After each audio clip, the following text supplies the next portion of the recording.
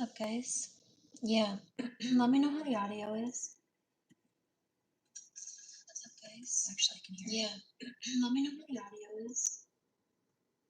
Thanks. What's up, guys? I think it's let me know how the audio still spotty. Let me know when I play a song. I guess I can check it too, but we'll see. I could be an astronaut. That's the usual sweet spot. I could be the heavyweight champ. No, I think it's off. We'll see. I could be an astronaut. That's the usual sweet spot. I could be the heavyweight champ.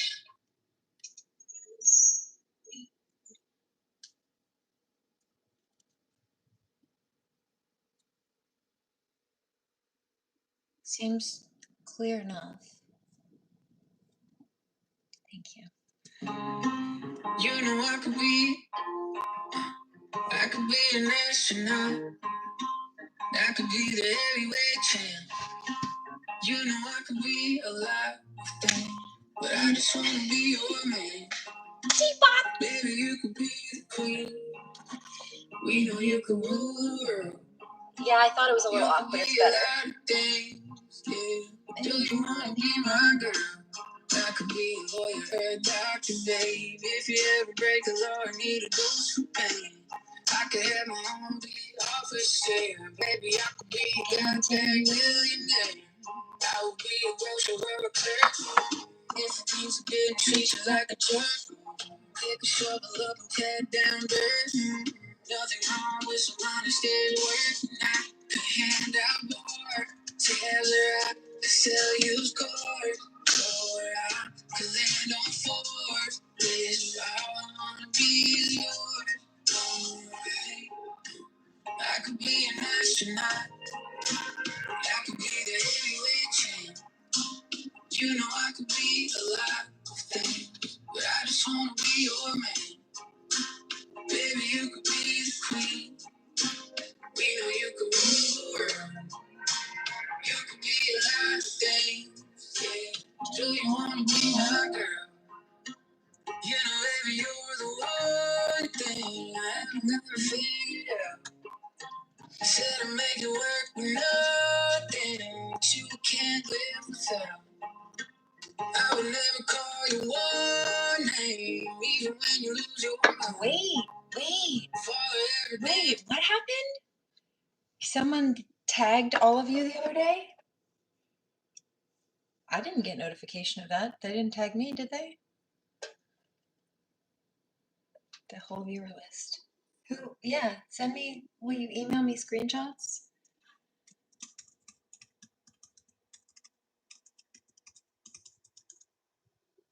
Well, was it like a post? Was it saying something or targeted for something or like what? Roblox video. That's weird. Very creepy. It's a Roblox for kids.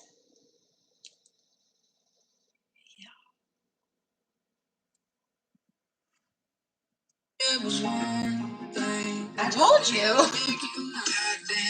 Crazy. I could be the CEO. I could drive a race car, put me in the A car. Baby, watch me go. I could be a rock star, playing in a rock band, singing for you. I could be a Broadway, playing till the sun starts fading, with the tips are singing the same damn song. I could be an astronaut. I could be a heavyweight champ. You know I could be a lot of things. I just wanna be your man. Baby, you could be the queen. We know you could rule the world. You could be a lot of things. Yeah. Do you wanna be my girl?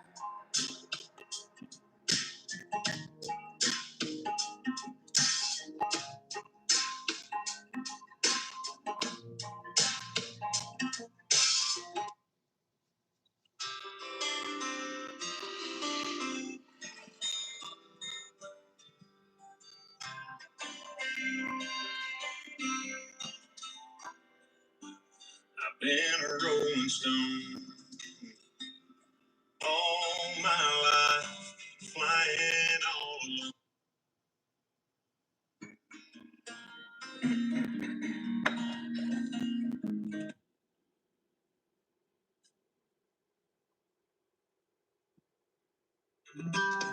I found myself dreaming, silver and gold, like a scene from a movie that every broken heart knows. Walking on moonlight, you pull me close. Split second and you disappeared, and then I was all alone. Woke up in tears, but you by my side, breath of relief, and I realized, no, we're not promised tomorrow. So I'm gonna hold you, like I'm gonna lose you. I'm gonna hold you, like I'm saying goodbye. Wherever we're standing, I won't take you for granted, 'cause we'll never know it when we're all out of time. So I'm gonna love you, like I'm gonna lose you. I'm gonna love you, like I'm gonna lose you. In the blink of an eye, just a whisper of smoke. You could lose everything. The truth is you never know. So I'll kiss you longer, babe.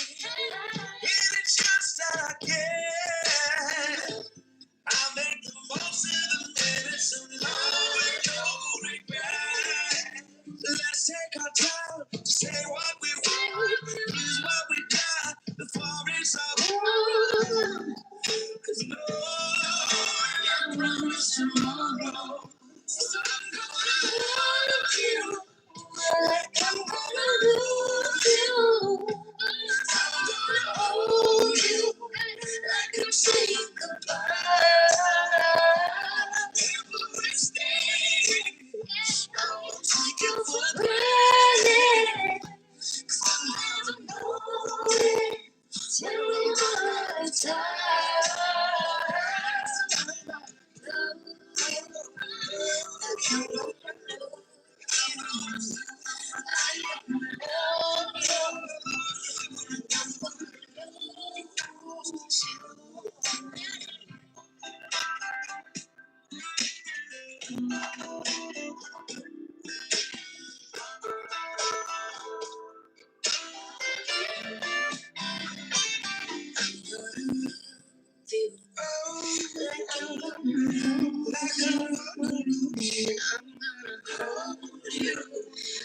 I'm saying goodbye.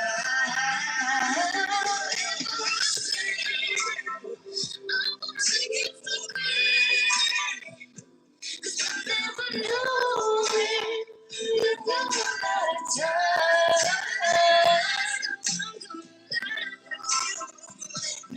I'm gonna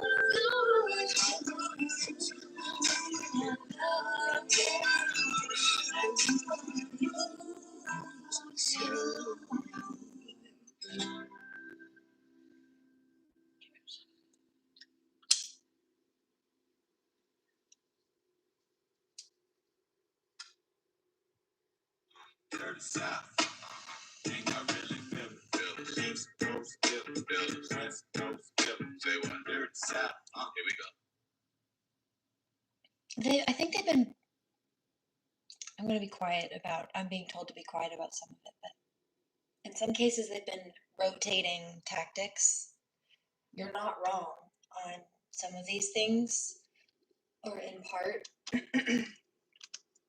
But yeah, they've tried a number of things. Can y'all really feel me, baby? Cause East Coast feel me, West Coast feel me. Can you feel the dirty South, dirty? Can y'all really feel me? East Coast feel me. They're gonna stay mad and love us. I guess I don't wanna let it go and grow and heal. I've been watching you like a hawk in the sky. You are my prey. But I promise you, if we keep bumping heads, I know that one of these days we gon' hook it up. I'll talk on the phone. We'll see. I don't know if that's good. I've been holding back this secret from you.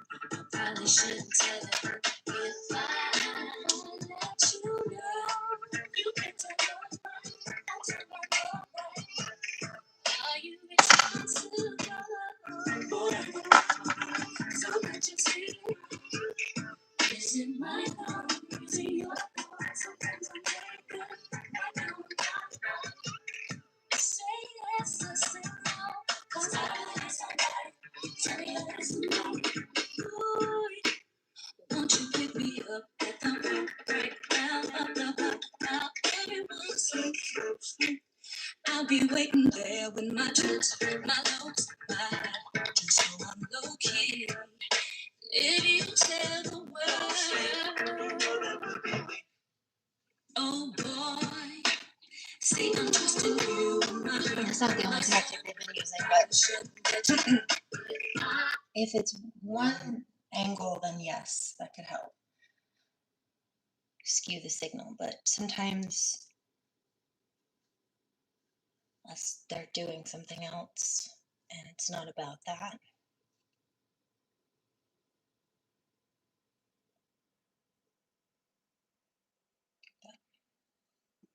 If I let this go, you can tell me I'll tell my love.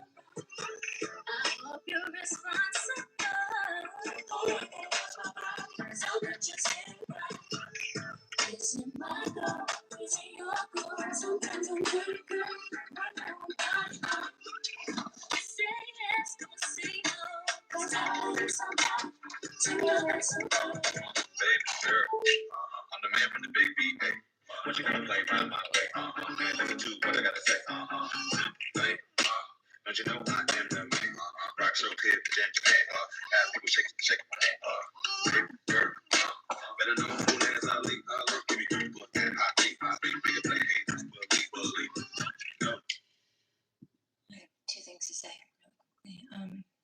Because getting a download about this today, like, I don't think that they understand I don't do this for the views. 1. 2, don't ever get a Gemini started on them. First of all, you won't get us to stop for a minute.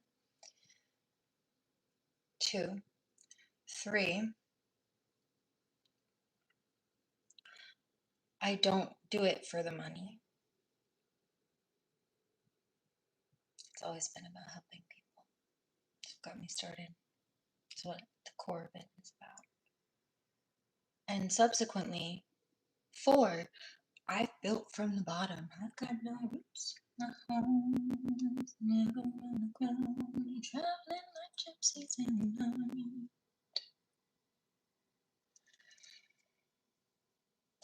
Build a home and wait for someone to tear it down. Head for the next round. How got memories and travel like gypsies in the night.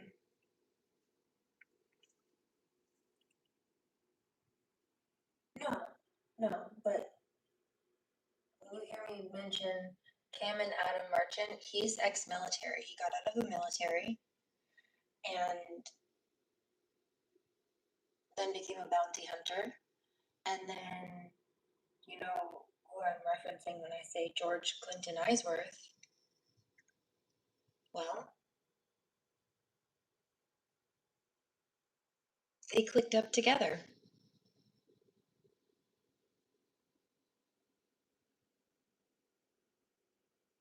In fact, at one point they became related.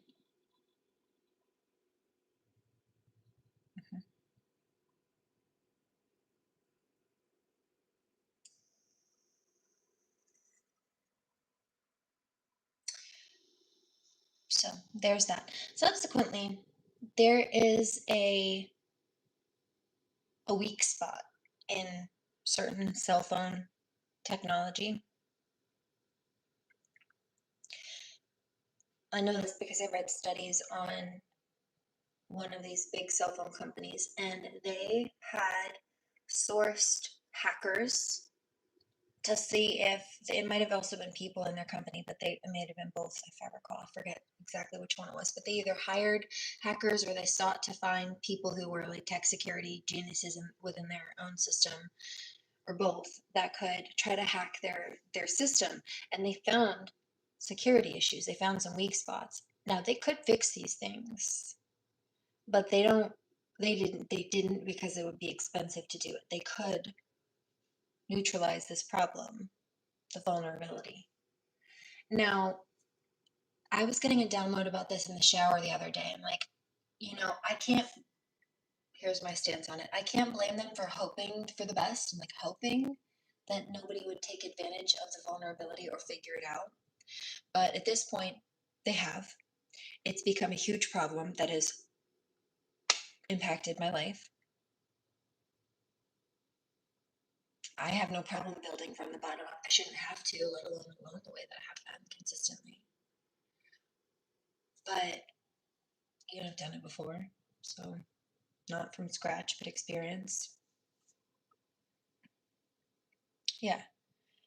Once someone knows they exploit it over and over, that's the thing also, especially when they teach it to other people and it's a whole criminal conspiracy ring, right? You remember the people messing with my mail and like even sending harassment through the mail, and like it's all the same thing. It's all the same. Hi, bandana. So they could fix it. Now that it's become a problem, they're obligated to, right? Like if a drug company knows that there are issues with their drug, dangers with their drug, their medication, then they either shouldn't be putting it on the market or they need to put proper labels on it.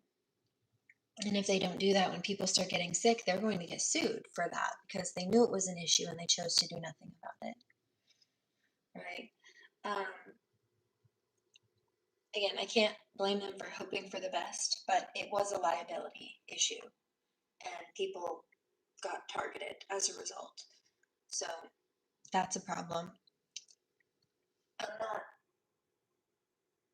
Me personally, I wouldn't, I could go after the cell company, theoretically speaking.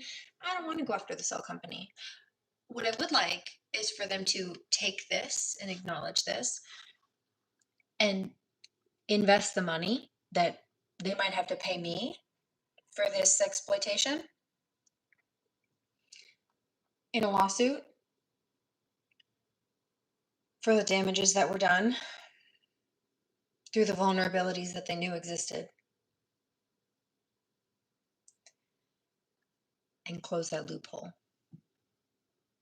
That way they could save themselves from many other lawsuits from this happening in the future, That would be great. I would be happy with that. I would shake their hands and agree on that. Not necessarily literally, but like, legally speaking.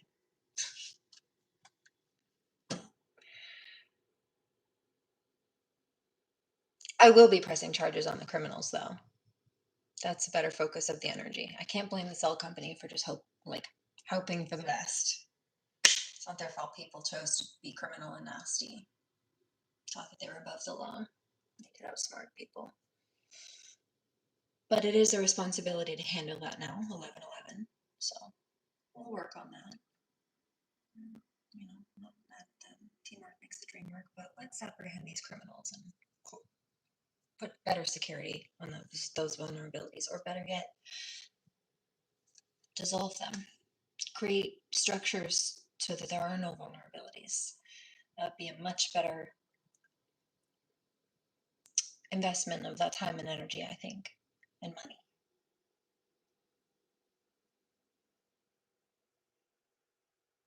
Especially for future, I won't be here forever. But my daughter will be here for much longer than me, and surely grandchildren eventually. And so I would like to leave a better, more safe and functionally secure world and environment for her and the people coming in the future. Wouldn't that be nice?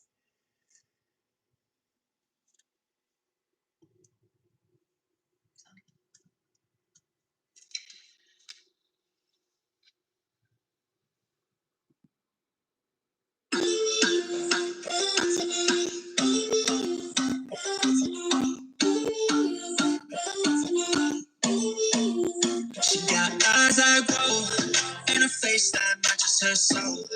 Inside, outside, beautiful. Never seen something like her before. She got a heart of gold. When she smiles, she steals the show. When she smiles, I can feel that glow. I just need to know more. She got a look for Hollywood. She a star, bright eyes and a smile cut. Take your worst day, turn it into something good. She a 10 out of 10, baby, got me hooked. Yeah, I really wanna get to know you, baby, cause you different from the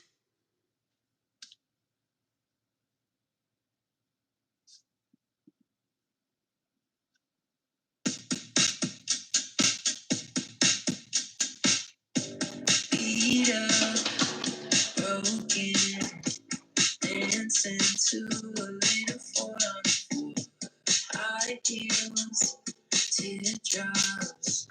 Guard up, you don't trust the sun.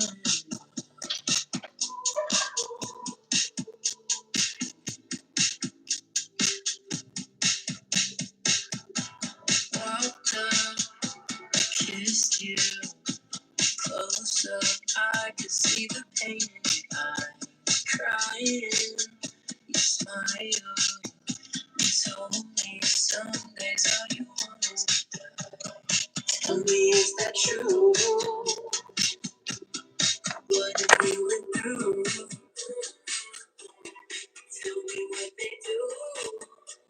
Who could ever let you down? Tell me who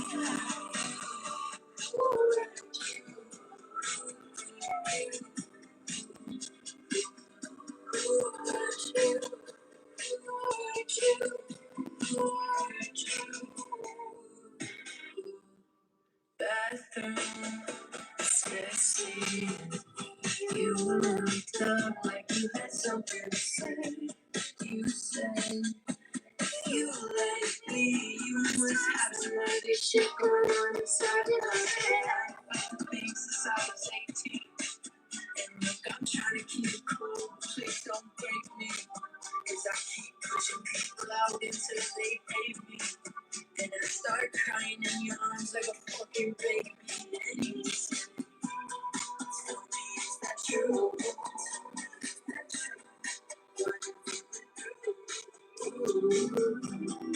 Tell me what they do. Who could ever let you down? Tell me.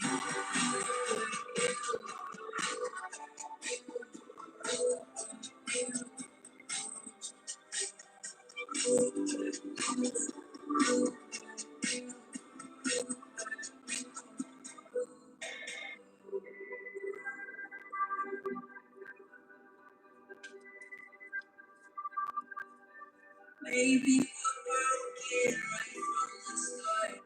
Maybe we're made for falling apart. Maybe our problems all have a name. Who's there to blame? Nothing's the same. So tell me, who hurt you? Who hurt you? Who hurt you?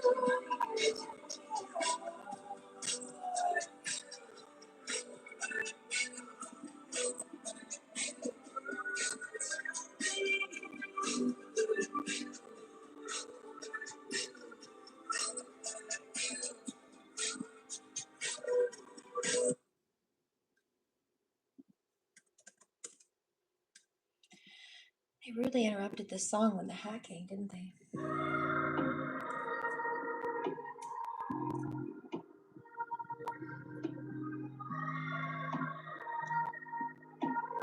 Wait, what did you say? Hold on. Bandana with the headshot. Look. I heard this song a little while ago. Hold on. Let it go.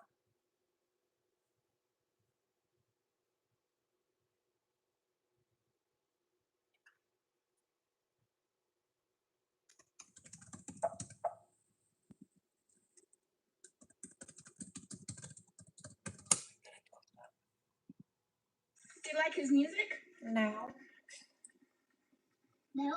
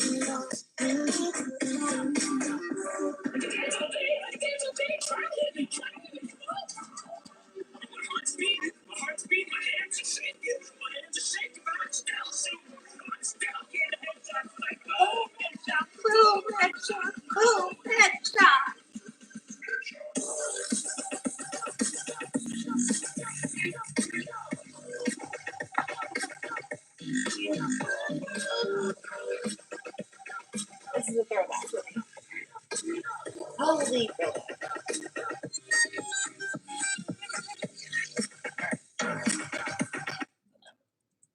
I don't get your heart going. That's fun. Let me go back.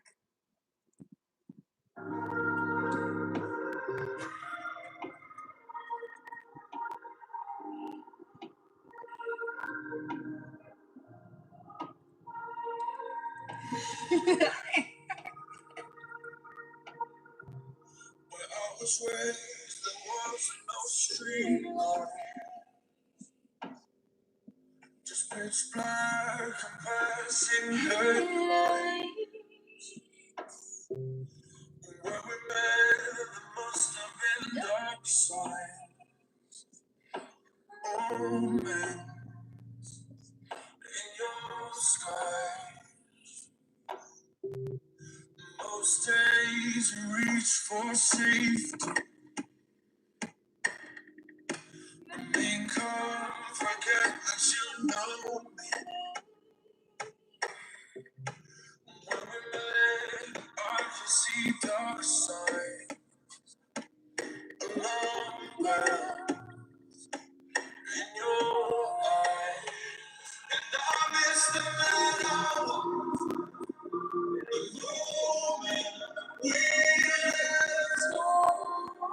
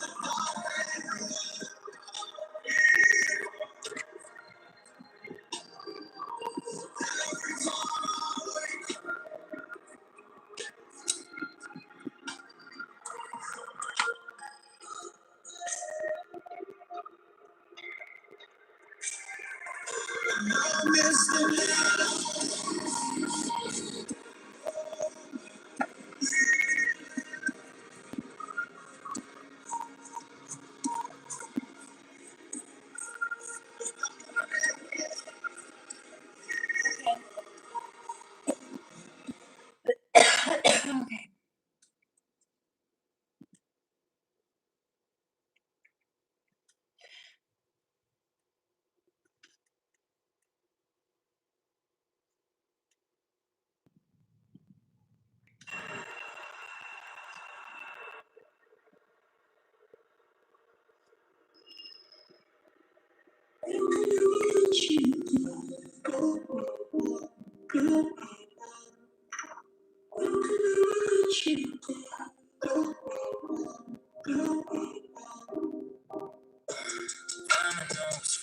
like a domino on the road, and you keep your mama close.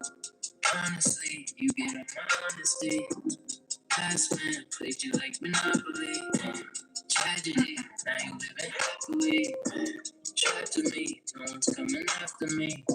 It's only us, hoping when you pull me up. Photos on the gram, they will love it when you show me up. Boys mad, got the girl they dream about. Girls mad, cause I ain't as free now. Boys mad, cause I show my teeth now. You never let I won't ever creep out. You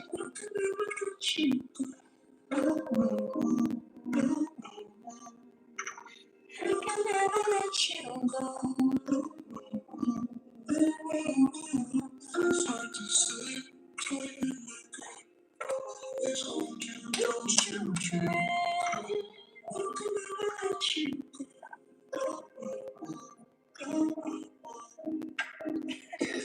hold it tight, this ain't happen overnight. It's cold at night, so you sleeping alright. Texting me, told you come have sex with me. Respectfully, think about you sexually, yes. Luckily, you forever stuck with me, yes. Trusting me, can't believe you fuck with me.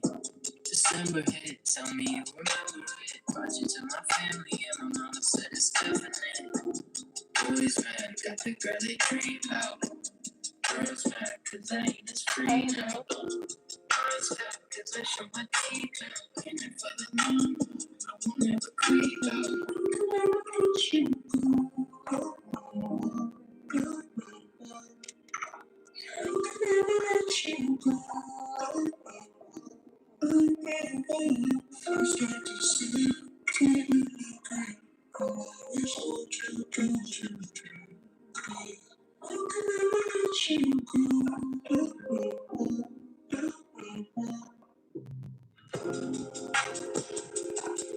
Okay, let's do a true crime. I'm waiting to do this one. Some other things I have reading and some Reikis. Readings and some Reiki to do. Yes, some Reikis. Some Reiki modalities. That's just not how you say that. That's terribly wrong. What? I like her voice. I think that's the problem. Every time I think that I hear a siren, I think they're coming for me. She's hit. It's because she's guilty. This is Erica Stefanko, and despite her best efforts to hide her face from the world, the person that she could never outrun was herself. It all started with a late-night pizza order, and it would end with not one, but 3 lives over, 2 behind bars and 1 in the grave. However, what really happened that night, and in the weeks, months, and years after, is actually far darker than it first appears. And at the center of it all is one of the most despicable stepmothers that you're ever likely to hear about. What happened to Ashley was brutal enough on its own, but the deeper that leads down. Oh, you think you're cool, Nick? Because this Things case are so great. Look at what you're doing, harassing ladies in our house. So I hope you don't talk on. And 2 people who decided that if Ashley wasn't going to back down, well, they would just remove her instead. And honestly, when you hear how this murder unfolded and what actually happened afterwards, you will realize that the cruelty in those small details are almost as horrifying as the murder itself. Before we begin, and just to let you know that I post true crime, strange, and dark stories here weekly, so if you haven't subscribed Yeah, yet, like with the please consider projection. doing so. You need Jesus, but turn around. You need Now, pervert. that's it. Please grab yourself a coffee and let's caffeinate while we investigate. This is the case of Ashley Biggs. Dismissed.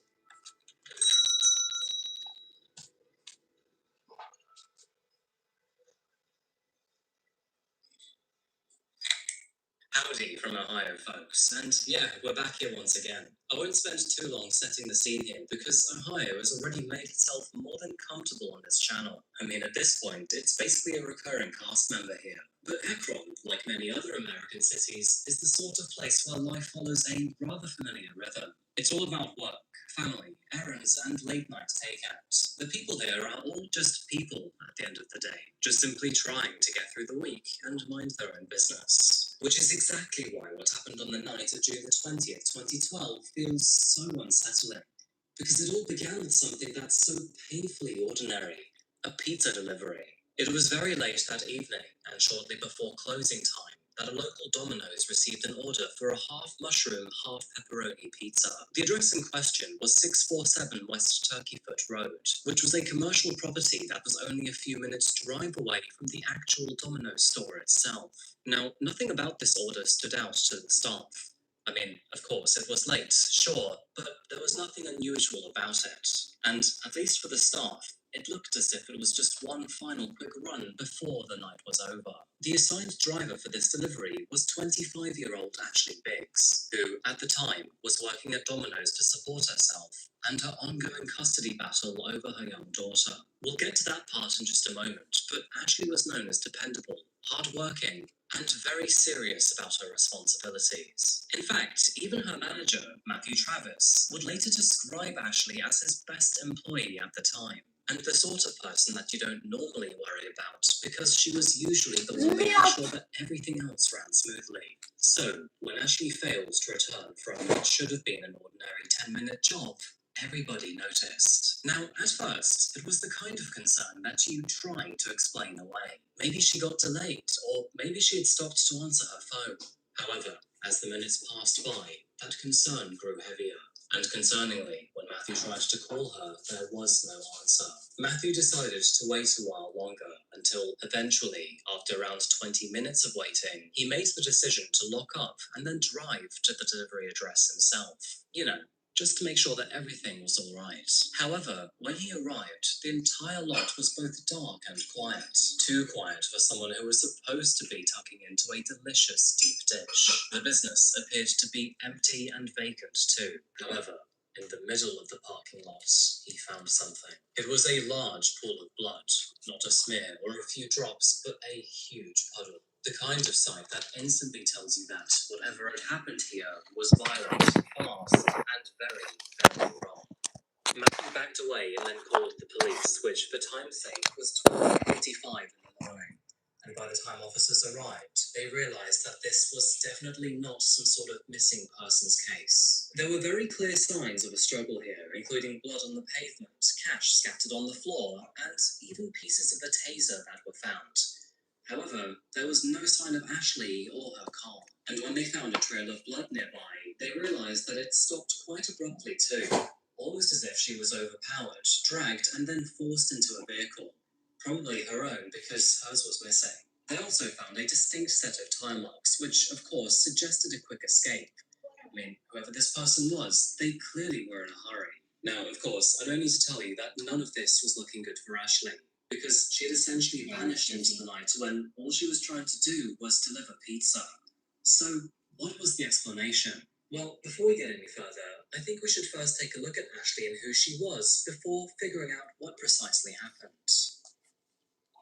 Born on January the 9th of 1987, Ashley Biggs was from the Akron and New Franklin areas of Ohio and was raised by her mother, Kimberly Ann Biggs, and stepfather, Tim Griebenstein. Friends and relatives would describe her as a kind-hearted, energetic, loyal, and deeply protective person. She was also a US Army veteran, similar to last week's video, and this is something that she took great pride in and would never let friends forget. Now, I'll need to remember this part moving forward, but she wasn't somebody who was walking through life without direction, but someone who was stable and had purpose. And more than anything, she wanted to build a better life for her daughter. But unfortunately, that part of her life came with poison. It was 7 years prior that Ashley had been in a relationship with a man named Chad Cobb, and by all accounts, it was not a healthy one.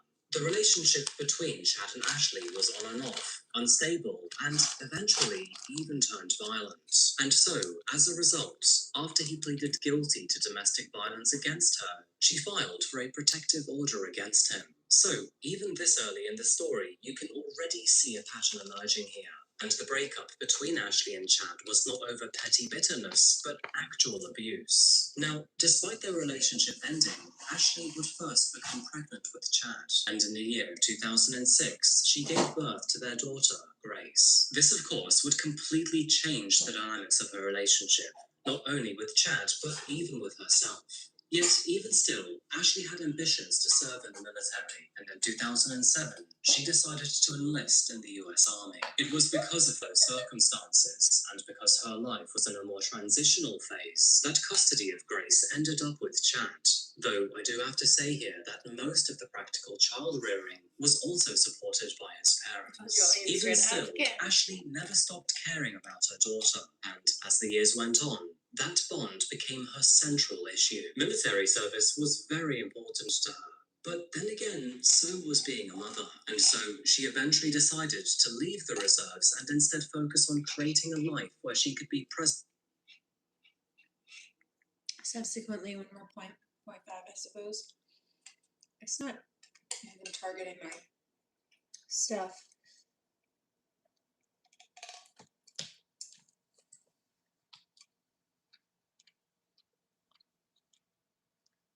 More specifically, the views or the money that I have a problem with. The problem is that they've been targeting my child, and I haven't seen another solution presented thus far other than to push through the injuries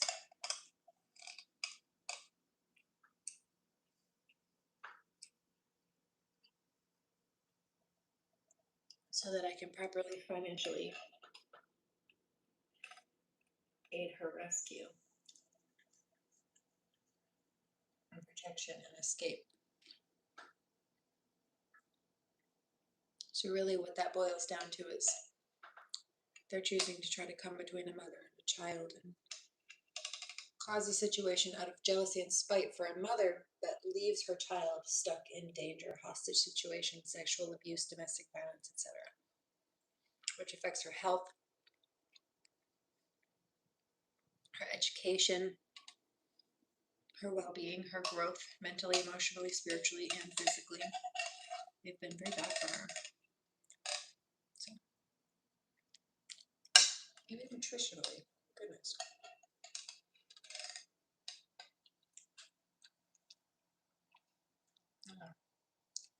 Present for her daughter. That was part of the reason why she took the job at Domino's. Working here offered flexible hours, steady income, and would even help her fund the legal fight that she was now in. And I say the legal battle because by the year 2011 and into 2012, Ashley was now pressing to regain custody of Grace. And unfortunately, this is where the story gets darker. By now, Chad had moved on to a new relationship with a woman named Erica Lyon, later known as Erica Stefanko, so for simplicity, we're just going to call her Erica. Now, between Chad and Erica, they had Grace, which of course was Chad's biological daughter, two other children, which belonged to Erica and her previous relationship, and an additional two children that they both had together. So, with 5 children in the home, it's safe to say that this was a very busy house. It is also worth saying that, with all of this responsibility, Chad was always in and out of work too, meaning that he would often do manual labour for money, but would also routinely lean on family support to stay afloat. In the meantime, Ashley seems to have learned a few things about her own sexuality, because now she was in a relationship with another woman named Brittany Dunson, and together they believed that Grace would be way better off living with them rather than Chad and Erica. And whether the other two agreed with that or not, the result would always be the same, of course, that being a custody battle. One that, unfortunately, would become increasingly difficult and bitter over time. So, I'd like to point out the difference between these two parties here, because there certainly is one. But to Ashley, this was more about the welfare of her daughter and her own rights as a mother. But to Chad and Erica, it was something far more resentful. Almost like it was all about control. It appeared that Ashley really was a thorn in their backside, because after being out of the picture for a while, she was no longer just this ex anymore, but a problem who kept coming back. And how dare a mother try to protect her daughter from an abusive father, right? Back in the parking lot that night, officers were very busy trying to figure out what on earth happened here. Meanwhile, other officers contacted all of Ashley's loved ones, and you can imagine how distraught Brittany was in that moment. Who, by the way, They thought she was being controlling because they were projecting. was very quickly ruled out as a suspect. However, when Brittany got talking to detectives about who might have a grudge against Ashley, well, you can imagine how quickly Chad's name came up. As you can imagine, the police were desperate for answers here, and so they very quickly expanded their search not only for Ashley, but her vehicle too. And then, it was shortly after sunrise that they found something in a cornfield. Found just outside of Chippewa Township and around 20 minutes away, police officers found her vehicle. It appeared to have been driven off the road and then left among the crops, almost as if whoever had dumped the car simply wanted it out of sight. When officers approached the vehicle and then looked inside, what they found, they were met with the outcome that they had feared from the beginning. Ashley was in the back, stone cold, dead. They noted that her body had been left sprawled across the rear footwell, with her arms and legs bound with industrial zip ties, and another zip tie tightly around her neck. Her face was a deep purple hue, and it was obvious that she had in fact been strangled. And as for that missing taser, the wires were still attached to her body. The interior of the vehicle was completely drenched with blood, with the Domino's delivery bag still sitting on the front seat. I have to say that that detail gets me every time in a case like this. Not because it's bizarre or abstract, but because it's always the ordinary stuff that reminds you just how normal Ashley's night had been, merely seconds before her murder. It became clear that this was not random chaos, but actually an ambush instead. It looks like whoever did this had lured her to that location, took her out with a taser, restrained her, strangled her, and then dumped her in her own car. But of course, and as always, there was far more going on here than anyone initially realized. So it's no surprise to realize that by now, the police had even more of a reason to speak to Chad, and so they made the decision to head on over to his property, or I should say his grandparents' home, because despite having 5 children, he didn't actually have his own yet. However, after getting there, well, they realized that Chad was nowhere to be found. So, officers used this time to search not only the property, but the surrounding area too. And after looking over one of the fences, they found a bag of industrial zip ties, which looked exactly the same as the ones found on Ashley's body. And when officers searched the woodland behind the property, they found something even stranger. It was Chad, hiding in the bushes. And as it turns out, they'd actually found him before he even had the chance to clean himself up, because his clothes were covered in Ashley's blood. Which I have to say, is definitely not the look that you want when you're currently suspected over somebody's murder. Now, trust me, there is actually way more to this story than you currently see. But let's first get through this initial part. Moving forward, Chad was taken into custody and faced overwhelming evidence. There was a motive, a history of domestic violence, the zip ties, the bloody clothes, and, you know, the fact that he was hiding from officers, which practically screams guilty. So, it's no surprise to learn that eventually Chad started talking. And what he ended up admitting to the officers was nothing short of horrifying. He told the investigators that he lured Ashley to the empty parking lot using a fake Domino's order, and once she arrived, he attacked her with a taser, beat and strangled her using an industrial zip tie, and then bound her arms and legs before forcing her into the back of her own car. He then drove to a cornfield, dumped the car and the body, and then made his way home. It was a brutal, deliberate, and deeply personal murder. Being faced with the possibility of the death penalty, Chad eventually accepted a plea deal, and in 2013, he pleaded guilty to a long list of charges, including aggravated murder, kidnapping, aggravated robbery, felonious assault, retaliation, tampering with evidence, gross abuse of a corpse, possession of criminal tools, and domestic violence, which I have to say is probably the longest list of charges that I have ever read out.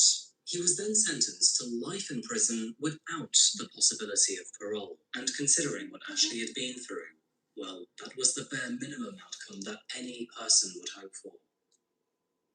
So, at this stage, you might think that the case is effectively over. I mean, Ashley's killer was caught, he had confessed, and he is now in prison for life.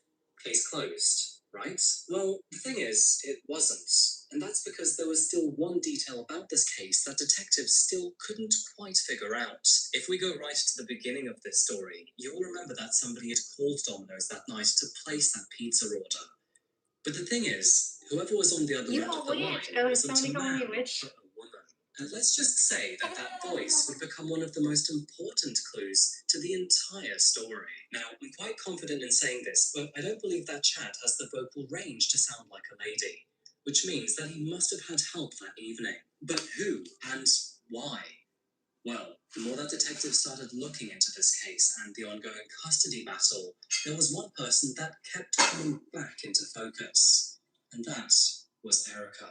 Not only was she the one living with Chad and raising 5 children with him, but she was also standing alongside him during the entire bitter custody battle over Grace. Friends and relatives had already spoken about her hostility towards Ashley too. Not only did she openly resent her and criticize her, but she would also insert herself into the custody battle in a way that went far beyond passive support for Chad.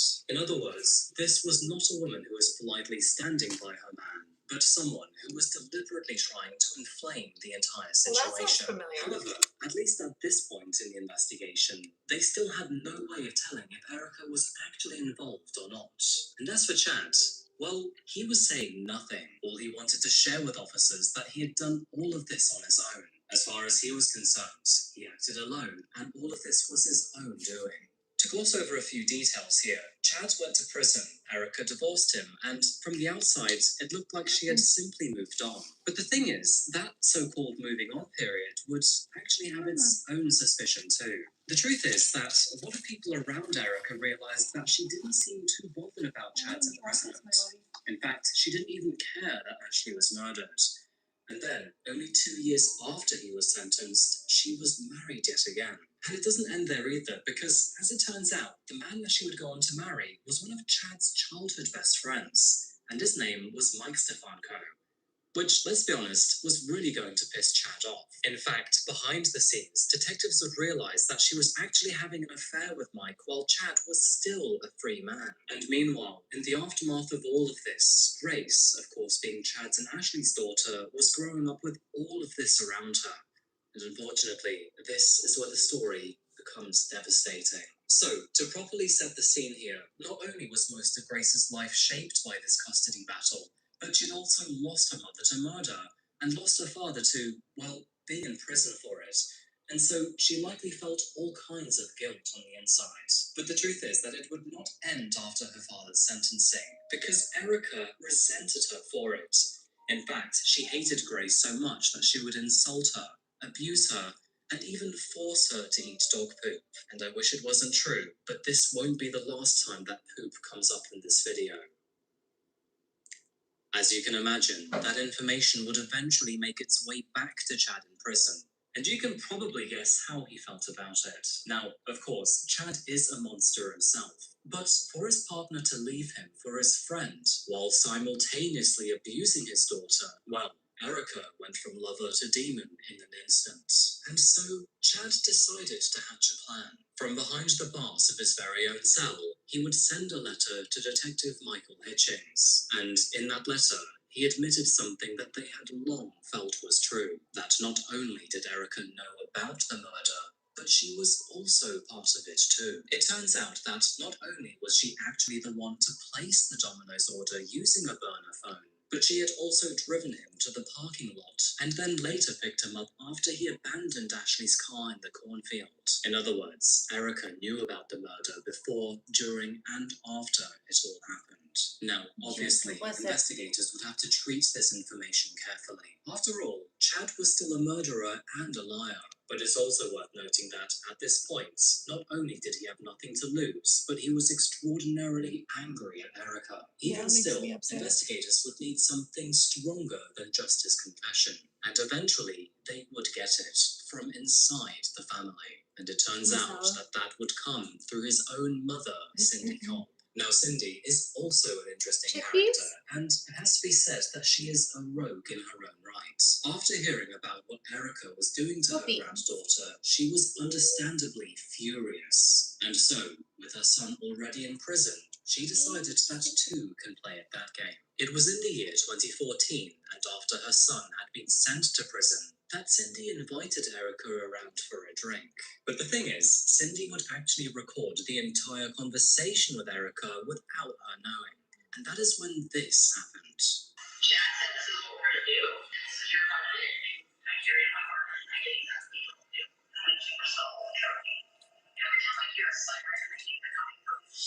Now, this is one of those moments in true crime that feels almost unbelievable, because when people imagine incriminating records, they do tend to picture either panic or pressure. But as you can hear, Erica did not sound haunted by the murder at all. In fact, she sounded quite comfortable. She described placing the pizza order, dropping Chad off before the murder, and even picking him up. She would even go on to mention that Chad had talked about keeping Ashley's skull as a trophy. She would also mention something that is all too commonly reported among murderers, that every time she heard a police siren, she feared that it would be for her.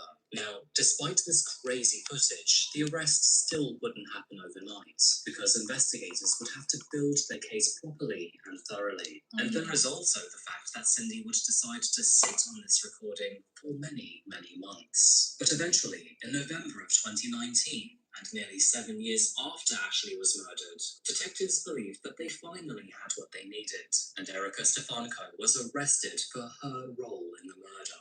Erica's first trial would begin in late 2020, and unfortunately, I do say first trial because there were many, many more frustrations to come. As you would expect, the prosecution had a lot of evidence behind them. But of course, one of the most important articles here was the secret recording with Cindy Cobb. That recording was gold dust to prosecutors, and it's no surprise that it's something that Erica and her defense team thoroughly hated. Because, to be honest with you, how do you even walk away from that one? The recording was only part of it, however, because other witnesses were also called to help, and the most painful testimony in the entire case would come from Grace. I remember Erica making the phone call. It was her voice, and she used a different name to order, and I remember it was a pizza, but I don't remember what she ordered on it. Grace then went into graphic detail about how Stefanko abused her as a child. There was an incident where Erica had put dog feces, it was in blueberry yogurt, and told me to eat it, and I noticed that that was in there, and I haven't ever liked blueberry yogurt since then. Many years had passed by now. Grace was no longer the 6-year-old child who was caught in the middle of a horrible custody battle. Instead, she was a teenager who was now old enough to understand far more of what had happened that night. And of course, she recognized the roles that both Chad and Erica had played. Did you hear that, George? Surprisingly, Grace remembered being in the car with Erica on the night that her mother was murdered. She remembered Erica calling Domino's, placing the order for the exact kind of pizza, and even the fake name that she used. Being only 6 years old at the time, and now believes she would fall asleep shortly after, which means that she doesn't actually remember what happened to her mother and the exact moments that she was murdered. However, she does remember waking up the next morning in her great-grandparents' home. I have to say though, fair play to her, because I hardly remember anything at 6 years old. Grace's memory is really good, but I guess in a way it's also kind of a curse, because she remembers everything about the day that her mother was murdered, and that she was so helpless to all of it. The court also heard about Erica's treatment of Grace, including how she'd physically abused her, singled her out in the household, and even ridiculed her. And that evidence would help paint an even scummier picture of Erica. As we know, Chad Cobb also testified against her. And yes, there is something grimly absurd about a convicted murderer taking the stand to help convict somebody else. But I do have to say, yet again, I just love to see two monsters turning on each other like desperate animals. The peculiar thing here is that Chad did not testify in exchange for any reduced sentence or secret benefits, which meant that, in short, the jury could rely on his words not being spoken out of greed, but purely out of truth. And if you ask me, after hearing about how she was treating Grace and how she went with one of his best friends behind his back, well, I think he just really wanted to see Erica burn. Chad was a murderer without any large motive to lie. Grace was a child with many traumatic memories, and Cindy's recording was a secret tape that revealed the truth. And combined, they were enough to take her down. It's no surprise to learn that during court proceedings, Erica tried to present herself as a softer version of her actual character. At one point, she even said that she was her worst self during her relationship with Chad, and that she had never been a hateful person before. But I'm just going to stop you there, Erica, because, honestly, you're foul. It was also revealed that after Ashley was murdered and then eventually laid to rest, Erica would even admit to friends that she visited her grave and shat on it. What a genuinely deplorable thing to do. Once all was said and done, the jury deliberated for a total of 3 days before returning with a verdict. And in the end, they found Erica Stefanko guilty in connection with Ashley's murder. As a result, she was sentenced to life in prison with the possibility of parole only after 30 years. So, at this stage, it did seem that the second half of justice had finally been served. But sadly, that was not the end for Erica. In the year 2022, she appealed, and surprisingly, her conviction was overturned, which resulted in a retrial. Now, of course, that does not mean that she was declared innocent. However, it did give her a second fighting chance. In 2024, she was retried for Ashley's murder. But thankfully, the new jury reached the same essential conclusion. And on January the 31st of that same year, Erica was once again found guilty of aggravated murder, with her life sentence upheld.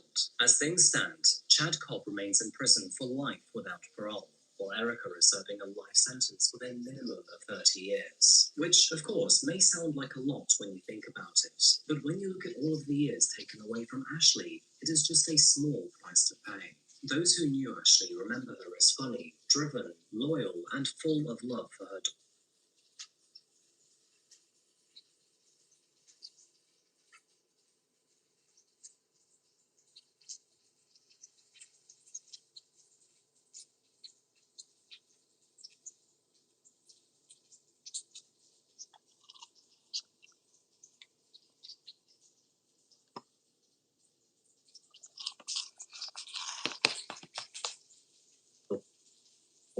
She was a veteran, a partner, a daughter herself, and most especially, a mother who was trying to fight her way back into her child's life. Ashley was working late-night pizza deliveries, not because it was some glamorous dream of hers, but because it was both practical and flexible work And that helped her support herself and fight for custody of Grace. And the ordinary future that she so desperately wanted was taken from not only her, but her own daughter too. In the end, Grace was not only left to grow up without her mother and without the chance to know Ashley on her own terms, but without her father too. It is worth saying here that during Erica's sentencing, Ashley's mother Kim would address her directly and would deliver a statement that was cutting, bitter, and frankly earned. In this statement, she said, "I hope you're out of your favourite things in the commissary.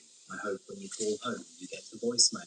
I hope when you write home your only pen has no ink and every pencil breaks. And I hope that those around you got to see the real Erica and will remove you from their lives." And honestly, if I were her, I would have added that I hope every pizza she has the fortune of eating in the future tastes like, well, you can guess.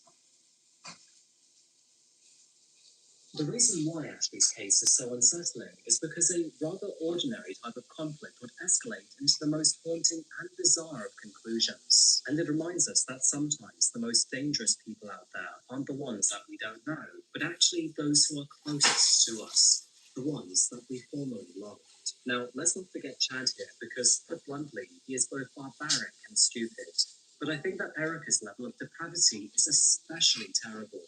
So I guess, in a way, they really were a match made in hell. As for Grace, I really do hope that she is doing well, wherever she is and whatever she is doing, because these circumstances were thrust upon her, and she had no way of controlling it. Anyway, folks, I think that covers most of the important details of this case, so I'm going to wrap it up here.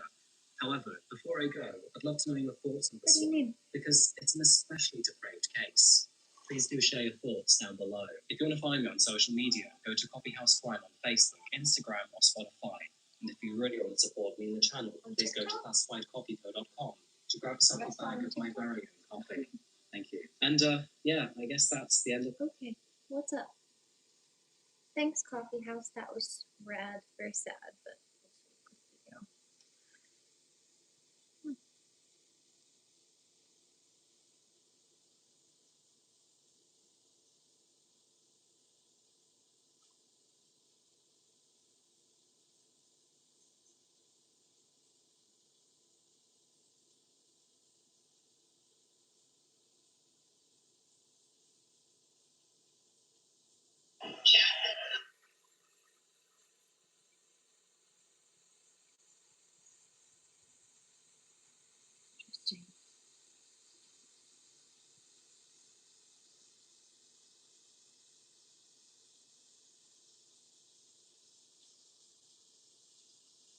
What the fuck? I accidentally clicked on like a specific subtopic. I didn't even know how to do that on here. And a bunch of videos popped up. It says the seemingly perfect boyfriend material that ended up stalking and murdering her. I'm like, holy crap, that sounds familiar. They tried.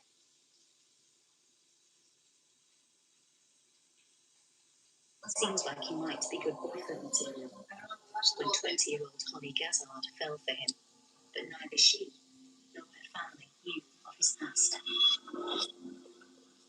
He'd been arrested 23 times with escalating violence, domestic abuse.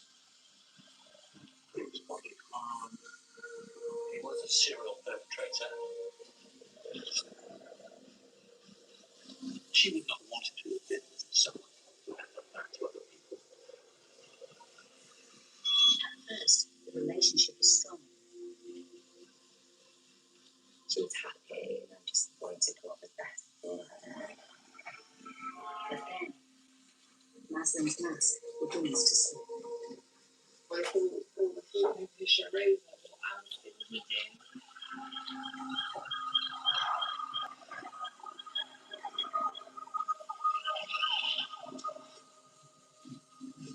Holly had just thought aired her opinion. I'm like, I've had enough. I'm not doing this anymore.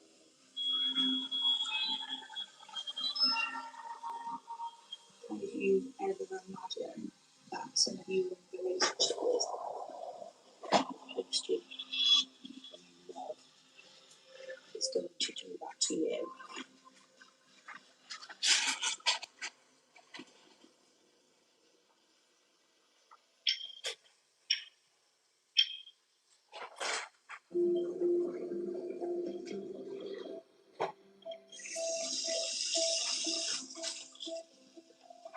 Holly Gazard works as a hairstylist at a beauty salon in Gloucester. Wow. She's good friends with her boss, Faye Williams. So the first time I met Holly, she walked through the door at Reflections Hairdressers to see if there was any hairdressing jobs. Immediately we got on. She's very chatty, bubbly, and hot job. Holly and Faye are good friends with another stylist at the salon, Kaylee.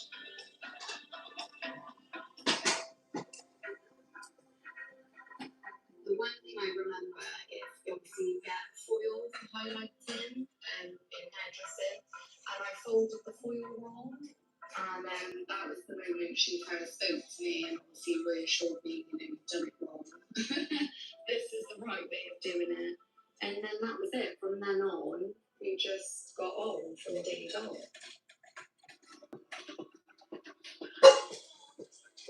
Working in hair and beauty is a dream come true for Holly.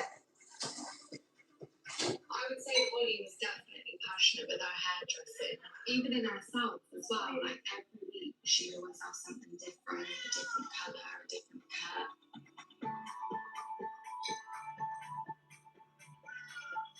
Red hair, shaved hair, blonde hair. If you see those any kinds of colours, she'd go for it. Holly lives 5 miles from the salon with her mum, her sister, and her dad, Nick. As you can probably see from the pictures of Holly, she never had the same hair twice, and she really did like the way that she could express herself through her hair. Holly and her dad are incredibly close. She was a big Man United fan, as I am, and one of the best things in the world that I did with her was to take her to Old Trafford to see a game. She absolutely loved it.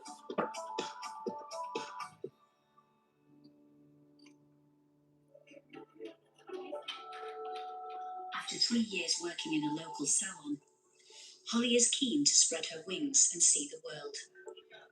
She did the apprenticeship in hairdressing, and when she qualified, she said she wanted to travel.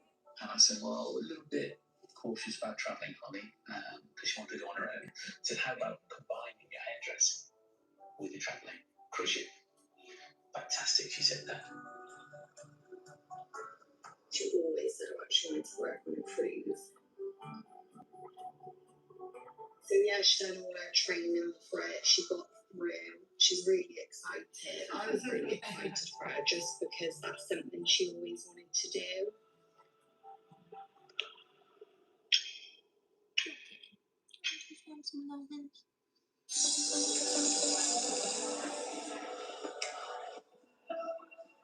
When Holly got the job on the cruise ship, she left the job at the salon in Gloucester, and she got a part-time job at a bar, working in the evenings. 21-year-old Asher Maslin is a regular at the bar. How are you?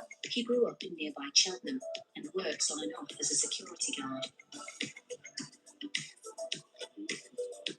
He used to frequent that bar, and he latched on to Holly as soon as she started working behind that bar. She had seen him a few times, obviously trying to get her number, wanting to take her out. You know, we're very pretty, I'd like to take you out. Yeah, she obviously gave him her number in the end and went out with him.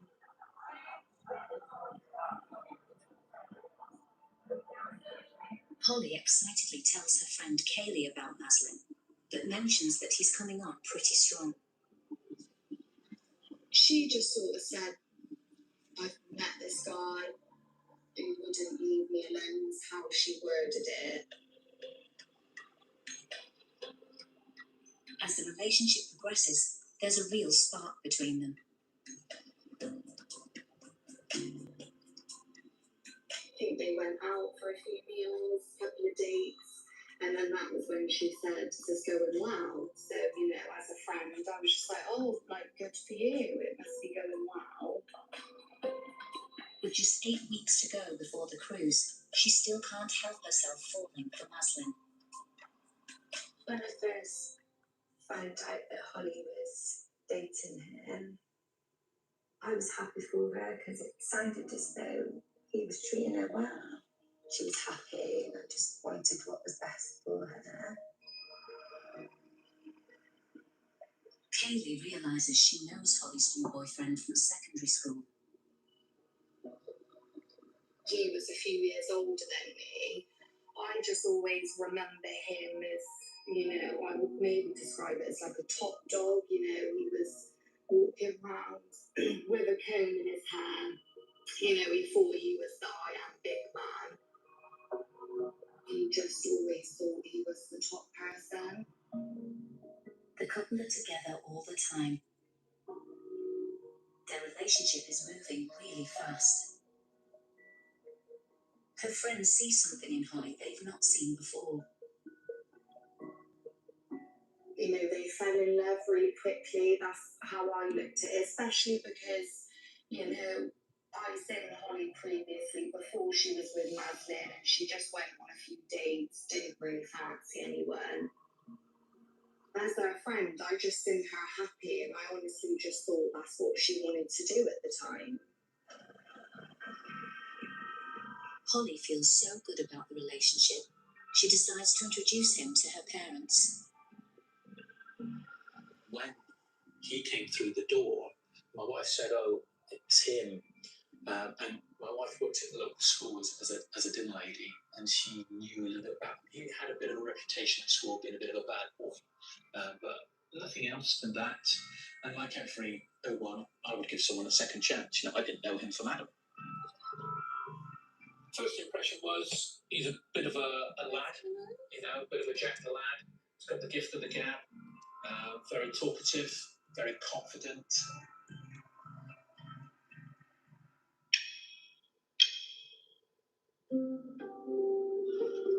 Holly and Maslin have been seeing each other for 2 months. But now, Holly is to set sail on a 9-month tour of the Caribbean. She was so excited and I told her she should do it, go and travel the world. Days into her trip, she posts pictures on Instagram. But after just 1 week at sea, Holly's beginning to regret her decision. About a week later, she got hold of us and said, Dad, could you arrange flights to bring me home? And we went, wow, why? because she had her heart set on doing the cruise, and we could not understand why she would suddenly change her mind. I was very shocked, and I said to her, why don't you just keep trying? You might start to enjoy it. But something was pulling her back. She said she was homesick. So we thought, well, if that's what she's done, she's made up her mind, there's no point trying to persuade her to stay. Let's get her back. So we arranged all the flights. You mean when he spooked me? My wife and friend went up to pick her up in London, and we brought her back to Gloucester. Holly's friends and family suspect she's missed Maslin, and that he is the real reason she's returned home.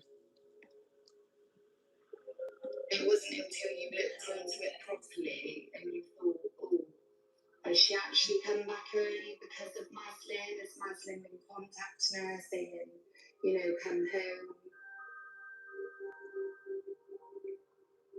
We believe that he bombarded her with telephone calls, text, FaceTime, that really got into her psyche and made her uncomfortable in terms of being away from home so far, and persuaded her, I think, to come home. He was like that.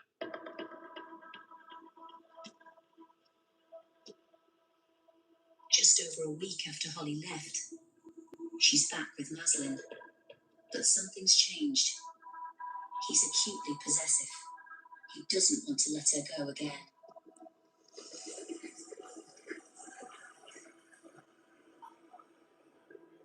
So me, Holly and Katie went out for a night out in Gloucester.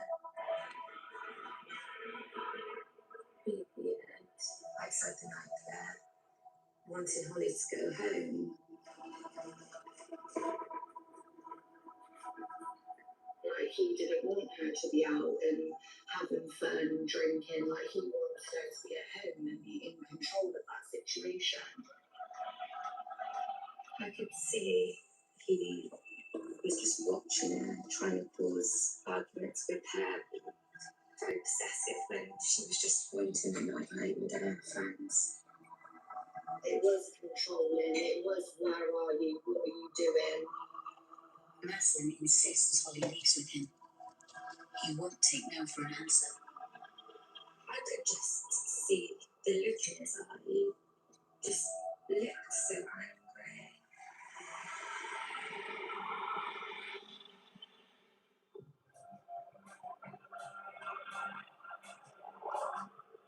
Holly Gazard and her friends are on a night out, but her boyfriend Asher Maslin has turned up uninvited and demands that she goes home with him. We then moved on to the next place and continued to doing our night dancing, having a laugh. But then he would just appear. Mr. Meeker used to do that. I would pretty regularly fall asleep to him doing that. Either playing with my hair or retracing my skin or rubbing my back. Fall asleep like a cat in his lap. Okay. Causing arguments. It's been a long time though. Now we're trying to wake up in the fetal position. He just wouldn't leave her alone. He had to know what she was doing every minute of every day, which isn't healthy. She just said he'd been a dickhead and everything was okay. The evening comes to an end. Maslin has ruined the night.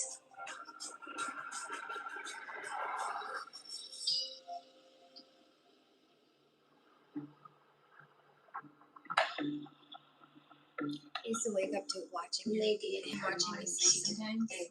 I I found pictures of me sleeping in his phone after he died. I don't know, I still like the way I looked sleeping. That was quiet. Actually wrong with it. It was just the way that he wears. You don't really know until you get sort of deep into it, do you? I think where she is so strong-headed, I think she wanted to just, say to her friends and family, like, no, I've got this, I can handle this. But at home, her dad Nick notices that Holly isn't herself.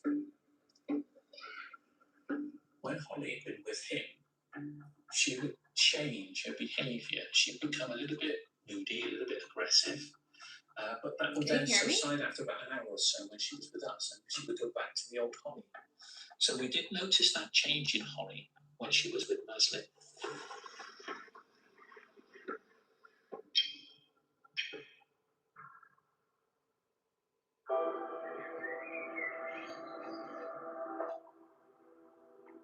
Holly has only been back in Gloucester from her cruise for a few weeks. Suddenly, she wants to move to London. She gets a job as a hairstylist at a salon in Edgware. Maslin said, well, why didn't you come and live with my cousin? And I could set that up. So they did. So they went to live with Maslin's cousin in London. Holly was happy to be amazing, to get her own place with her boyfriend, as normal couples do.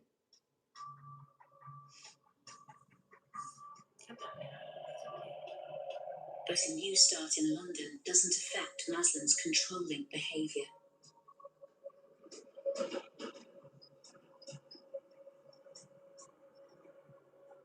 We visited Holly on a couple of occasions and everything seemed to be fine. But one occasion we went to see her and we were going to take her out for lunch.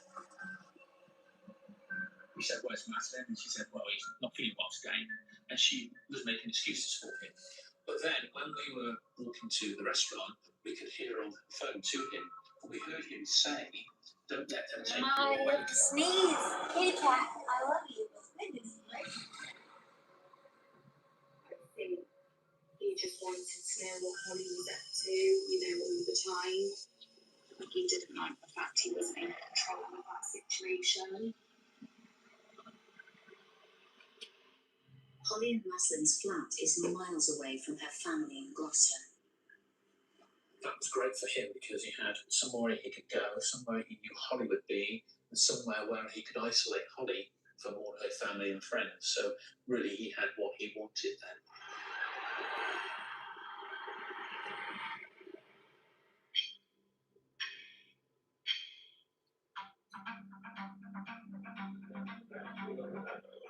Holly and Maslin travel back to Gloucester for a meal to celebrate her mum's birthday.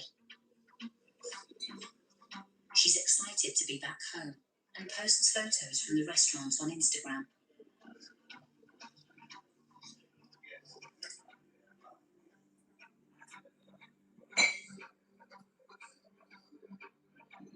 Maslin was drunk. I think when he had alcohol, he started to let his guard down. Because when he spoke to me or was in my presence, he would always be that chirpy, charming individual. As the family's celebrations continue, Maslin's mask begins to slip. His guard was down, and he started to show his true self. He was quite abusive. He was abusive to the other diners, and he was quite abusive to Holly. And he humiliated Holly in front of everyone else.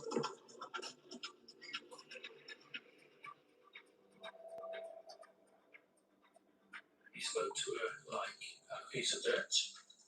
He was demanding, he was clicking his fingers, he was saying things about her.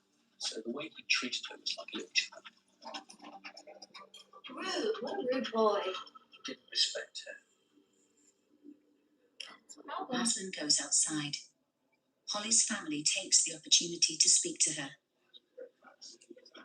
We asked Holly if she was all right. She said yes, she was, and nothing wrong. Just he's obviously had a few drinks, and he sometimes gets like that when he has a few drinks. And we said to her, "You must look after yourself. Is there anything we can do? Help? Let us know." And she said, "No, Dad, I'm fine, not a problem." And the following day, she went back to London. Obviously, he went back with her.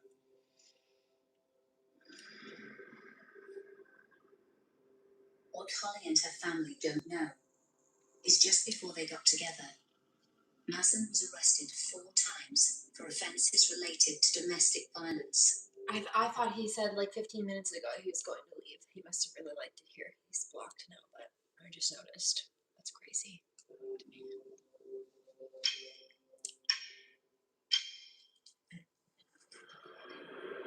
My condolences that you had to put up with him. I wish I caught it sooner. Thank you. It's the bank holiday weekend, and Notting Hill Carnival is packed with people. Holly and Maslin have now been living together in London for over 2 months. They're at the carnival with Maslin's friends and family. So she had obviously said to me, oh, come down and you can go to Notting Hill. To which I couldn't make because, hairdressing world, you work every Saturday, so I couldn't make it, which I was gutted about, so I would have loved to have gone. The couple get separated in the crowd.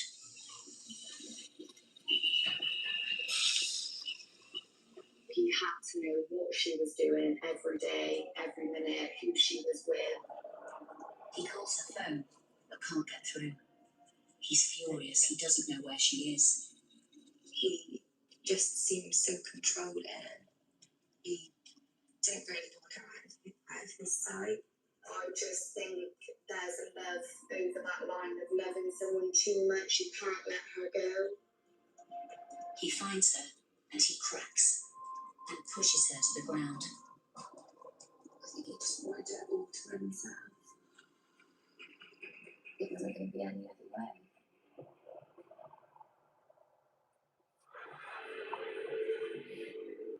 Holly Gazard and Maslin have been going out for 3 months. He's been hiding his violent past, but at the Notting Hill Carnival, he finally cracks. He either pushed her to the ground or hit her to the ground because she took one of his nephews to the toilet. And he wanted to know where she'd been, who she'd been with, and she'd only been gone 5 minutes. Holly is devastated. She doesn't know how to react to someone she cares about being violent towards her. At the time, I was worried for her. I thought, oh, if he can push her over, what else can he do? I really thought he had the upper hand, I guess. I do think she loved him in the beginning. But then she started to see things that maybe she thought, it's not right. Just wasn't normal. That night, Holly gets away from the carnival and away from Maslin.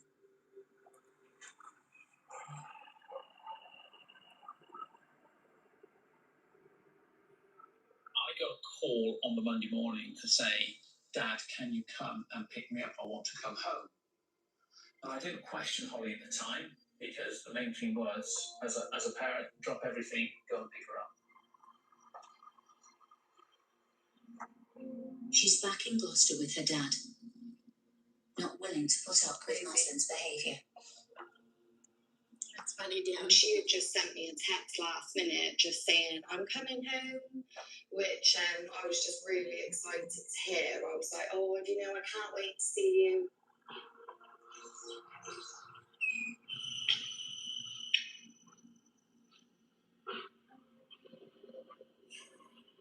Life gets back to normal for Holly in Gloucester. She gets a job in a new salon. Her boss is Sharon Preisler. So when she arrived, a lot of the team really looked up to her. That's not a win. That's not a experience and skill, and she demonstrated that on clients. We were all sort of scrapbook of really impressed and criminal offences and mental illness. Holly was her normal self. She was back in the family That's house. something to be proud of. She got a job in Gloucester as soon as she got back, and she was back to her old self, bubbly character, vivacious, going out. Holly's happy back home, until suddenly, Maslin moves back too. Yeah, the white one. We found out a number of days later that he'd also packed up and came home. And was now living in Cheltenham with his mum. In the weeks since she'd moved out of the flat she shared with Maslin in London, she's kept in contact with him. She's torn and finds it hard to leave him for good. I think Holly sort of kept going back to Maslin because I do genuinely think she probably was worried at the time what he was going to do.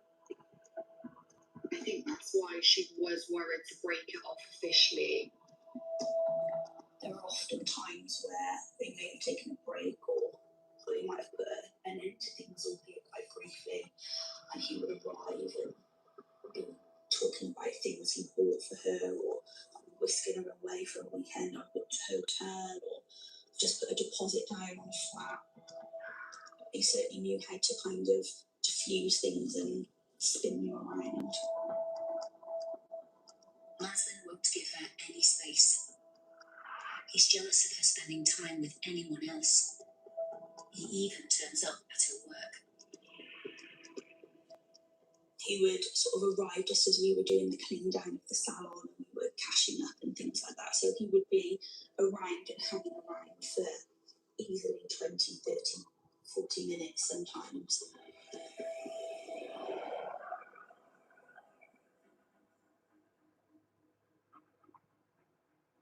He was quite possessive and he was constantly texting her, constantly calling her. We'd even noticed that when she was in the bedroom, you know. She'd have to switch her phone off at night because of the amount of text and calls from him. So he was getting very possessive and very fixated. She was very independent person. She liked doing things when she wanted. I think he started controlling her and stopped letting her see her friends as much as what she wanted to. Because she was that strong, she kept everything to herself. She wanted to protect us. I think she was embarrassed as well. She didn't want to let people know what was happening. Holly's new boss, Sean, is concerned by Maslin's odd behaviour and decides to check him out on social media. I can actually remember finding him on Facebook and sending a picture to my brother to ask whether he knew him. I immediately was very wary of him.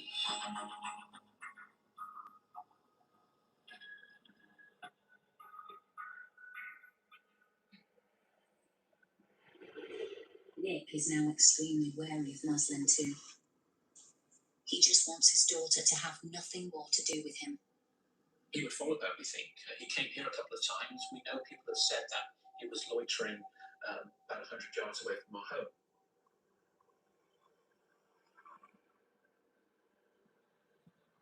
We had a knock on the door about 12 o'clock at night, and it was Maslin. He was drunk. He said, "Can I come in?" We had to say to Holly, we don't want him around the house anymore, because we didn't want him doing that type of thing, you know, turning up late, drunk. That's not what we really wanted. He didn't like that, I guess.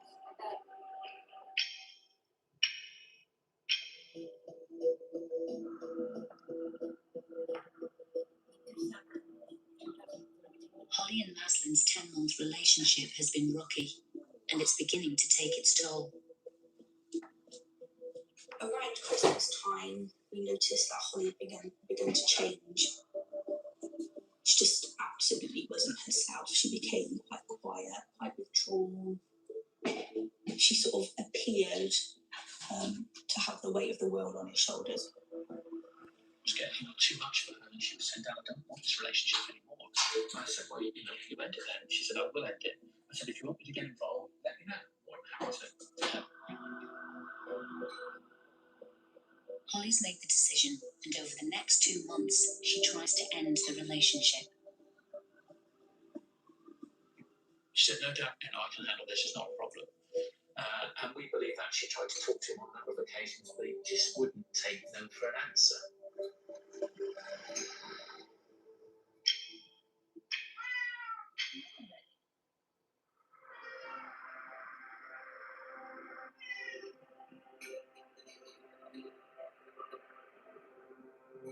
Holly decides enough is enough. She's going to end it with Maslin, once and for all.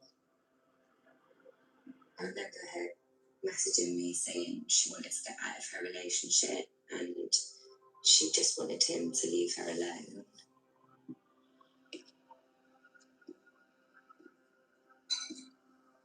And it was actually Valentine's Day, February 14th, flat. She said, I'll take him out to a public place so I'm not on my own.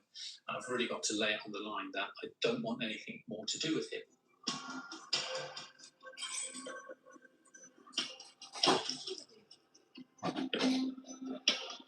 Holly and Maslin meet in a local restaurant. They're surrounded by couples out on dates. I think Holly had just sort of aired her opinion. Like, I've had enough, I'm not doing this anymore. I just want to sort of go back to just being me, having fun. Maslin doesn't take the news well. He's furious. He yells at Holly and tells her she has a cold heart. She then went out to the car, he followed her. When she opened the door, he jumped in, stole her bank card, which was in her wallet in the footwell, and then went across and stole some money out of her account.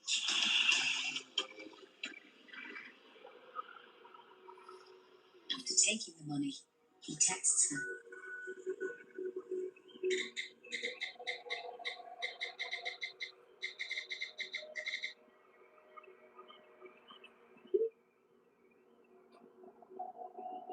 Then his messages become increasingly threatening.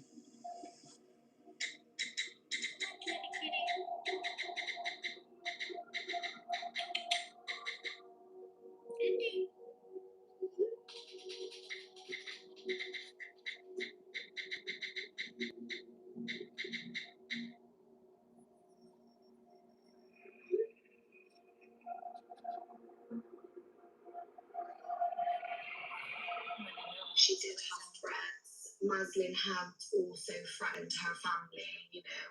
It wasn't just Holly as well, it was the family as well that was threatened. I said, okay, it's now time that you involve the police because this is unwanted. He's putting fear in you, he's contacting you constantly. You don't want to go through that, so I think it's time that you now involve the police.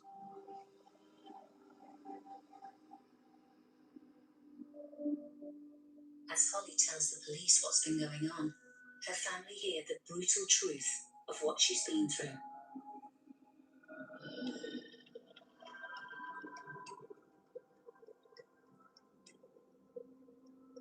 He told them that you threatened her on numerous occasions. You threatened to throw acid in her face. You threatened to spoil her looks and her career.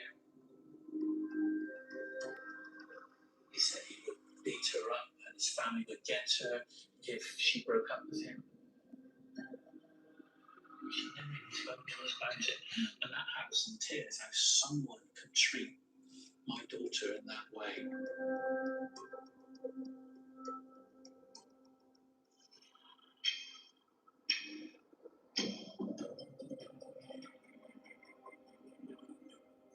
The police are out to arrest Asher Maslin for harassing Holly. He's furious she's reported him and continues to threaten her.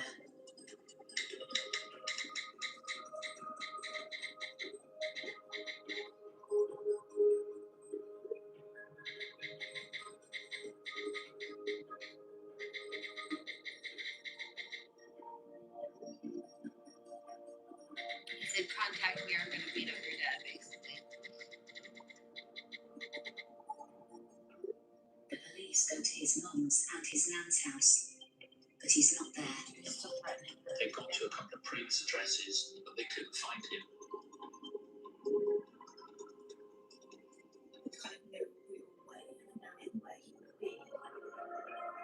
Holly's friends and family are terrified that Maslin will carry out his threats.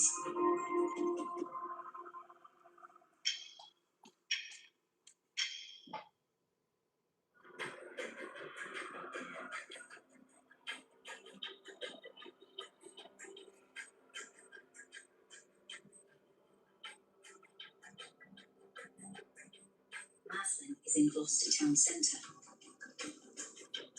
He went there definitely with all intentions of doing what he was doing.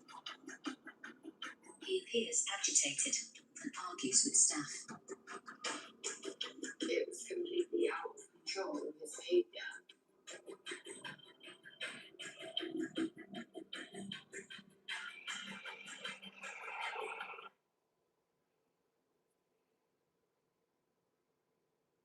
No, Dixon, I was ignoring you because you were being weird and awkward and uncomfortable.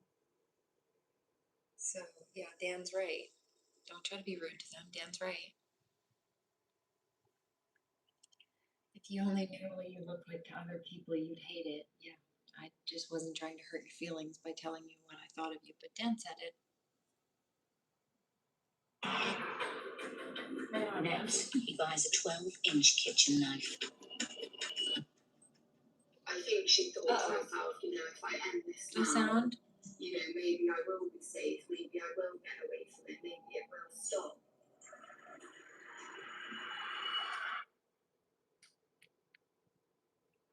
Try rebooting or like refreshing the feed. For those who can't hear. It's been a year since Holly Gazard and Asher Maslin met and fell in love. Now Maslin is wanted by police regarding his threatening and abusive behaviour towards her. Holly's at work with her friend Sean. So I had agreed with Holly earlier in the day that if you turned up, I wouldn't make a scene or, you know, say anything. I would just immediately phone the police. Maslin's approaching Holly's hair salon by foot, and he's carrying a 12-inch kitchen knife. Oh dear. I think it was around 6:30 that evening. Yeah, I was they always doing do though. a gentleman's hair. They always do. It's always do. Sean leaves her customer and approaches Maslin. I said hello, said hello back. And as I walked towards the back of the salon, Holly was walking towards me, and I held my phone up quite close in front of me to sort of show her that I was going to phone the police, and we both nodded to one another.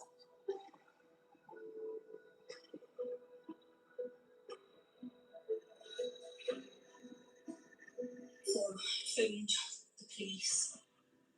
I'm then feeling quite nervous and quite anxious about it.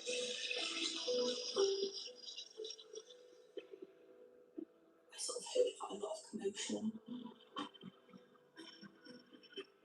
And I sort of stepped my head backwards to look behind the door.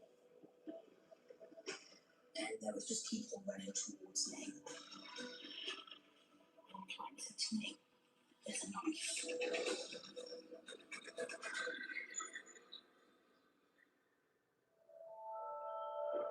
The attack lasted less than 2 minutes, but Maslin had brutally stabbed Holly 14 times.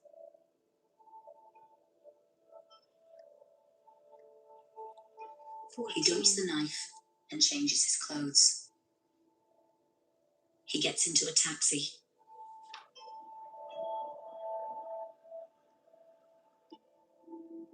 Holly Gazard is taken from the salon to Gloucestershire Royal Hospital, where she's pronounced dead.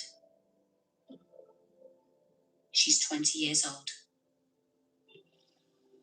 I was just about to leave the house when I saw two people walk down the drive.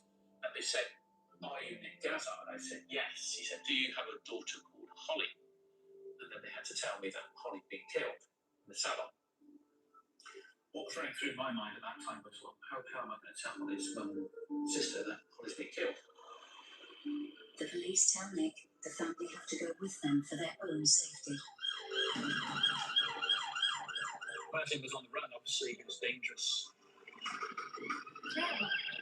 Because he previously threatened me, and we were now taken to a safe house. We were under armed guard, and we had Range Rover in front, Range Rover in the back for the armed police, and they had to take us to a safe house. 8 hours after he killed Holly, police finally arrest Maslin at a friend's house.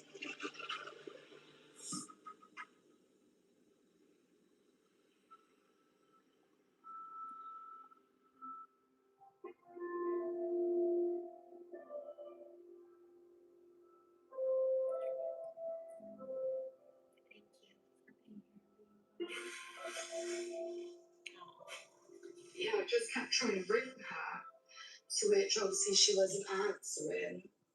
And that's just when I knew something wasn't right. And that's when I had this random message off Facebook of someone really random just saying, I'm sorry to hear about your friends, which that's just when I knew then, you know, I already had these feelings.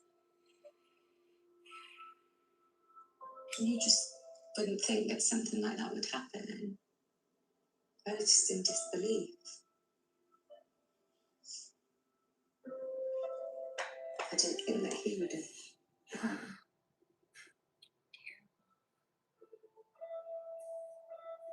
You just never think that someone would do something like that. I'm trying to warn people. I don't ever want to forget her. She was a really good friend of mine, and I'll never let that go.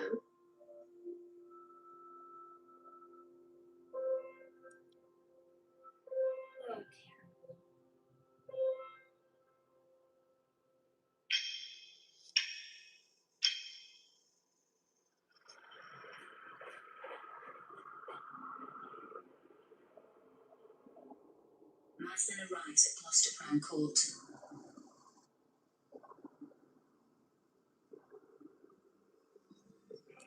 Holly's friends and family are there too. He did not show any remorse. She was disrespectful to the judge. It really made us angry. Made me certainly angry and boiling inside that. How could you still treat Holly, us, you know, the courts the way you do? Maslin didn't have any remorse at all. There was a few occasions, you know, he had eye contact with a few of us, and, you know, he used to just, like, mimic words like, what?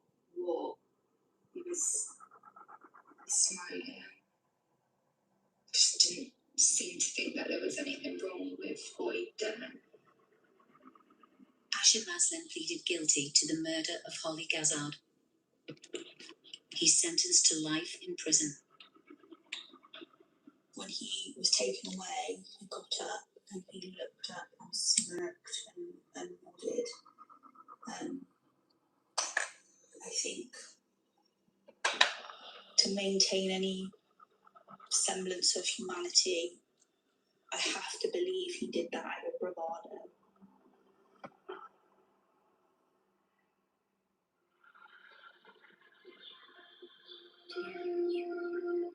Holly's family wanted something positive to come from her tragic loss. And in 2014, created the Holly Gazard Trust. We didn't want other young people to go through what Holly went through, and certainly parents to go through what we continually go through on a daily basis. Big thank you to everybody who's turned out, and please enjoy the walk. We do an annual walk for Holly to remember her. Raise money. So sad.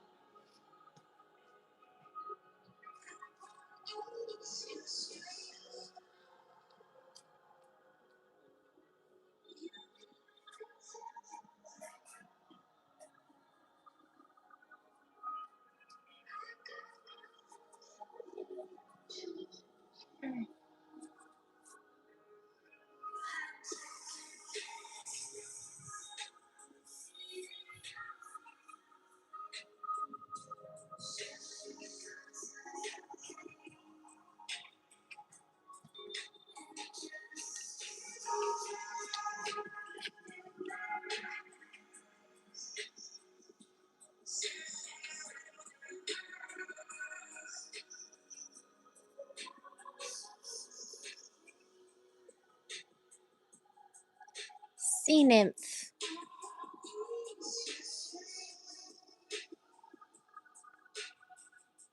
This one. Wobbly.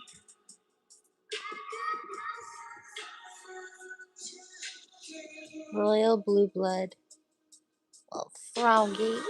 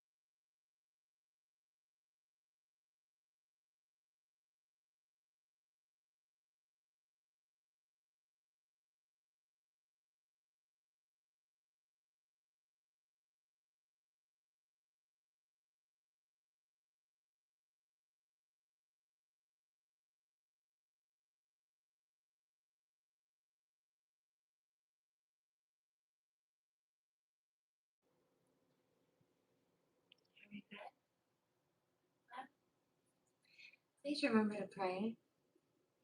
Do no harm, take no crown, and I will absolutely catch you tomorrow. Technically, it is tomorrow, but I'll see you tonight. Get some sleep. Sweet dreams, grand rising, happy in between for those in the interim. I'll see you next time. Namaste. One, guys. Blessings.